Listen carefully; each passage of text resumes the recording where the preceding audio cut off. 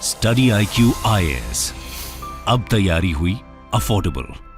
नमस्कार दोस्तों, I am sure कि पिछले एक साल से आप लगातार ये कुछ खबरें सुन रहे होंगे कि वेस्टर्न कंट्रीज ने जो क्रूड ऑयल है रशिया का, उसके ऊपर सैंक्शंस लगा दिया है। यूरोप ने कोयले के ऊपर सैंक्शंस लगा दिया है। इस तरह के बहुत सारे सैंक्शंस के बारे में आप सुन रहे होंगे और ऐसा परसेप्शन बन रहा होगा कि यहाँ पर जो यूरोप है वो अब रशिया से शायद कुछ नहीं मंगाता होगा। But let me tell you, यहाँ पर जो बड़ी खबर सामने आई है, एनालिस्ट के द्वारा बताया जा रहा है कि यूरोपियन यूनियन, जो 28 कंट्रीज का ब्लॉक है यूरोपियन यूनियन का, उनका जो LNG इंपोर्ट है, लिक्विफाइड नेचुरल गैस LNG, ये पिछले 3 साल में सबसे हाईएस्ट पर पहुंच गया। ये आप देख सकते हो, use LNG import from Russia see highest level in 3 years. और इसी को हम डिटेल से चर्चा करेंगे कि एग्जैक्टली हो क्या रहा है, यहां पर यूरोप की तरफ से क्या प्रेशर आ रहा है, और अगर मान लो यूरोप कल के डेट में यहां पर बैन भी लगा देता है LNG के ऊपर, तो क्या इससे रशिया को नुकसान होगा, नहीं होगा, वो सारी चीजें मैं आपको बताऊंगा। चलिए आगे बढ़ते हैं, लेकिन उससे पहले ध्यान रखिएगा दोस्तों, अगर आप UPSC 2024 की तैयारी कर रहे हो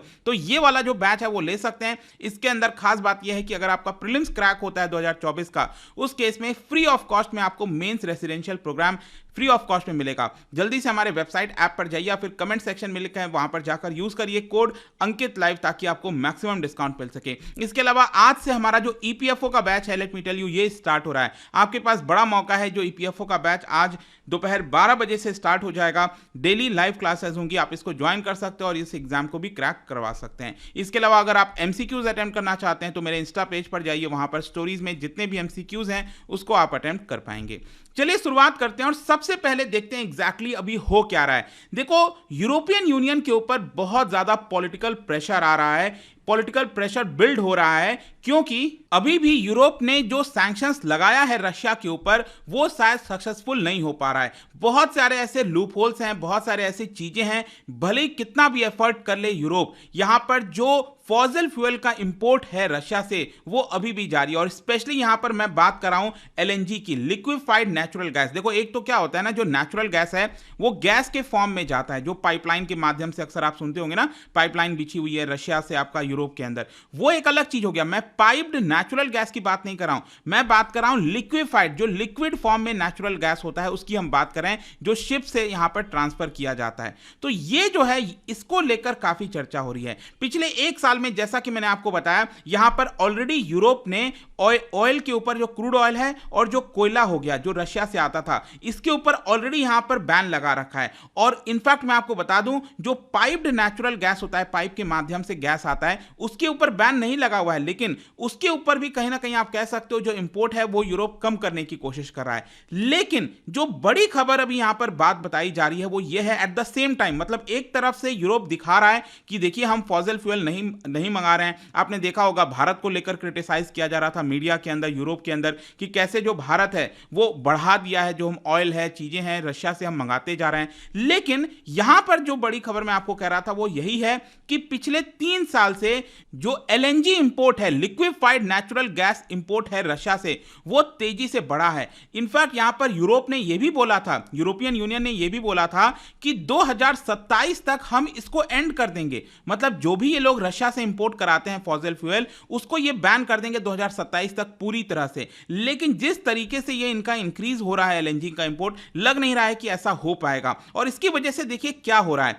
यूरोप का मेनली क्या कहना था कि अगर हम इंपोर्ट कराएंगे रशिया से तो रशिया को पैसा देना होगा, डॉलर देना होगा, जिसकी वजह से रशिया उस पैसे का इस्तेमाल वॉर में कर पाएगा यूक्रेन के खिलाफ। ऐसा ही कह रहे थे ना यूरोप के लोग। लेकिन यहां पर क्या है कि जो पिछले एक साल में LNG का इंपोर्ट हुआ है, इसकी वजह से रशिया के पास बहुत सारा पैसा आया। देखो अब कैसे आता है, रशिया की जो कंपनीज हैं, जैसे गैसप्रॉम हो गया, नोवाटेक हो गया, ये लोग यूरोप के अंदर एक्सपोर्ट करते हैं गैस को, लिक्विफाइड नेचुरल गैस को। तो यहां पर यूरोप के जो देश हैं, ये इन कंपनीज को पैसा पे करते हैं। और जब रशिया के कंपनीज के पास रेवेन्यू आएगा तो वो लोग यहां पर कॉर्पोरेट टैक्स के माध्यम से पैसा करेंगे ना, जैसे भारत में भी टैक्सेस वगैरह लगता है, कॉर्पोरेट टैक्स, तो ये लोग यहां पर रशिया की सरकार को पैसा देंगे। और वही पैसा बोला जा रहा है कि जो यूक्रेन के अंदर वॉर है उसके अंदर चल रहा है। इनफैक्ट मैं आपको यहां पर दिखाना भी चाहता हूं कि पिछले 10 महीने में रशिया से जो भी LNG गया है उसका आधा एलएनजी आप सोच के देखिए यूरोप के अंदर गया है,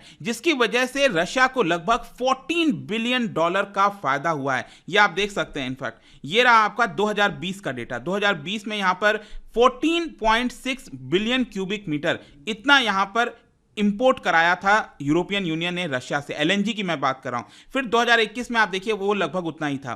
2021 में ही तो आपको याद होगा 2021 के बाद 2022 की शुरुआत में जो इन्वेजन हुआ था, रशिया यूक्रेन का वॉर स्टार्ट हुआ था, तो ऐसा लग रहा था कि 2022 में ये कम होना चाहिए, लेकिन आप देखिए अचानक से यहां पर एक बड़ा जंप आपको देखने को मिलेगा। 19 बिलियन क्यूबिक मीटर इतना इंपोर्ट कराया है यूरोप ने रशिया से, जिसके रशिया को $14 बिलियन का रेवेन्यू आया है। कुछ कंट्रीज का अगर आप देखोगे तो ये और ज्यादा बड़ा है, स्पेशली बेल्जियम हो गया, स्पेन हो गया। इन यूरोपियन देशों ने तो अपना डबल कर लिया है, जो रशिया से ये लोग एलएनजी इंपोर्ट कराते हैं उसको डबल कर लिया है। अब देखिए यहां पर प्रॉब्लम क्या है।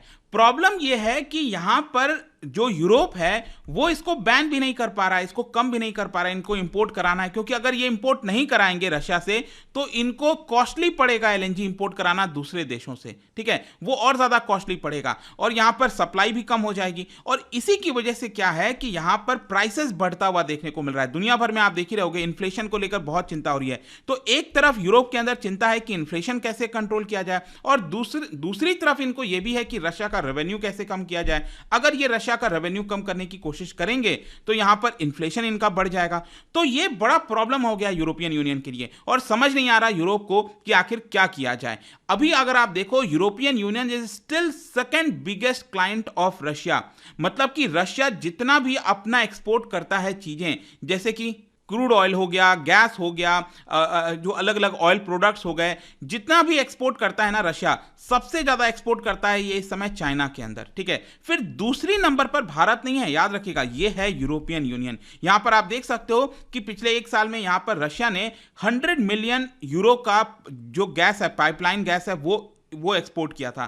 30 मिलियन डॉलर का एक्सपोर्ट किया था। क्रूड ऑयल 30 मिलियन डॉलर का एक्सपोर्ट किया।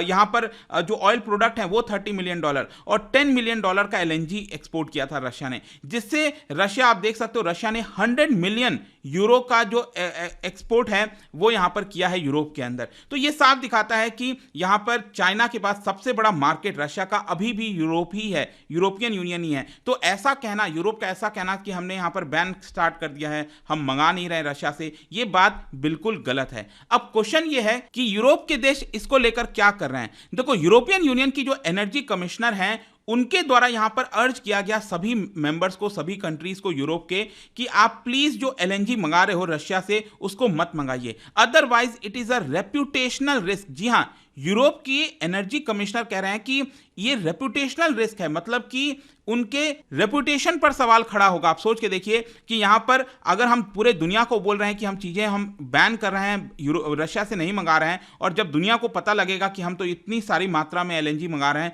तो ये हमारे लिए रेपुटेशन के लिए बहुत खराब होगा, ऐसा यहां पर कहना है। इनफैक्ट खुद जो स्पेन के जो एनर्जी मिनिस्टर हैं उनके द्वारा भी यही बोला गया था अपने देश के लोगों को कि आप रशिया से चीजें मत मंगाइए। जो उनके कंपनीज हैं स्पेन के, वो रिक्वेस्ट कर रहे थे कि आप रशिया से जो गैस मंगा रहे हो, एलएनजी वगैरह, वो आप मत मंगाओ। लेकिन जैसा मैंने बोला कि ये इतना आसान नहीं होने वाला है कि बैन किया जाए, नहीं बैन किया जाए। ये डबल एज है। डबल एज इसलिए है क्योंकि यहां पर मैंने आपको बोला कि यूरोप के लिए गैस का प्राइस बहुत तेजी से बढ़ रहा है, और यहां पर दूसरी तरफ ये लोग रशिया का जो रेवेन्यू है उसको कम करने की कोशिश कर रहे हैं। मान लो, अच्छा एक चीज मान लेते हैं कि यूरोप के देश जो है, यूरोपियन यूनियन ने रशिया का जो एलएनजी है उसके ऊपर अभी मान लो अचानक से बैन लगा दिया, तो क्या रशिया का रेवेन्यू कम होगा? देखो, एलएनजी के केस में शायद वो कम नहीं हो सकता, क्योंकि रशिया बहुत ही आसानी से जो एलएनजी है उसको डाइवर्ट कर देगा एशिया के देशों में। एशिया में आपने देखा ही है, भारत हो गया, चाइना हो गया, हम बड़ी मात्रा में मंगाने लगे हैं रशिया से। तो इससे क्या होगा कि अब देखो क्या होता है ना कि एलएनजी किससे ट्रांसफर होता है, ये होता है शिप से,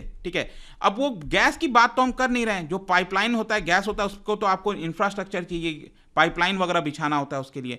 तो पाइपलाइन तो है नहीं, अगर गैस होता नेचुरल गैस के फॉर्म में तो एक अलग चीज है। हम बात कर रहे हैं एलएनजी की। एलएनजी जाता है शिप के माध्यम से, तो यहां पर शिप के माध्यम से रशिया आसानी से एशिया के देशों को यह सस्ते दाम पर बेच सकेगा, और इसकी वजह से ऐसा नहीं है कि रशिया का रेवेन्यू कम होने वाला है। इसीलिए यूरोप के दो देश सोच रहे हैं कि आखिरकार ये बैन किया जाए कि नहीं किया जाए, क्योंकि बैन करने से रशिया को तो नुकसान हो नहीं रहा है, लेकिन अल्टीमेटली नुकसान किसको होगा? वो होगा यूरोप के देशों को। और इसके साथ साथ एक और इंटरेस्टिंग चीज है जो आपको पता होना चाहिए। रिसेंटली आपने एक और चीज सुना होगा कि भारत से जो भी ऑयल के जो प्रोडक्ट्स हैं जो एक्सपोर्ट हो रहे हैं यूरोपियन यूनियन के अंदर, वो एक प्रकार से रशिया वाला ही है ऑयल प्रोडक्ट। मतलब हम क्या कर रहे हैं, हम भी एक प्रकार से रशिया से जो क्रूड ऑयल है वो मंगा रहे हैं, उसको रिफाइन कर रहे हैं और वो फ्यूल हम यूरोप के अंदर भेज रहे हैं।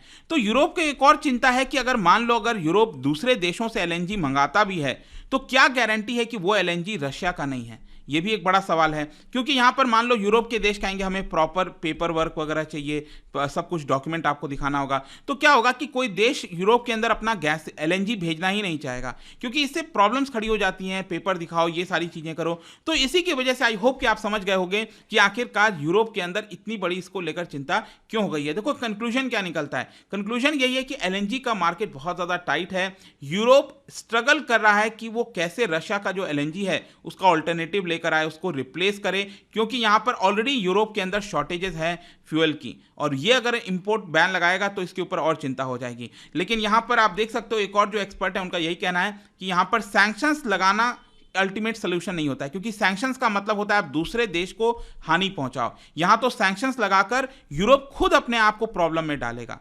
तो यही पूरा वीडियो था। आई होप कि आपको अच्छे से डिटेल में समझ में आ गया होगा। और जाने से पहले एक इंटरेस्टिंग क्वेश्चन, क्या आप बता सकते हो कि in which part of the world economic organisation जिसका नाम है सेला, ये कहां पर कौन से विश्व के हिस्से में आपको देखने को मिलता है? इसका राइट आंसर आप सबको पता है, मेरे इंस्टाग्राम पर तो मिलेगा ही, वहां पर अगर आप नहीं हो कोई बात नहीं, टेलीग्राम से भी ले सकते हैं इसका सही उत्तर। मैं कई सारे जो एमसीक्यूज हैं वो यहाँ पर स्टोरीज में डालता रहता हूं। बाकी अगर आपको पीडीएफ चाहिए तो टेलीग्राम पर आइए, अलग अलग सोशल मीडिया पर आप जुड़ पाओगे। और जैसा मैंने बताया, आज से हमारा जो ईपीएफओ का बैच है वो स्टार्ट हो रहा है आज दोपहर 12 बजे से। आपके पास मौका है, उसको ज्वाइन करिए। कोई भी बैच आपको लेना हो, just use the code Ankit live to get maximum discount. And I hope कि वीडियो आपको पसंद आया होगा। मिलता हूं आपसे next time, till then thank you very much, see you soon.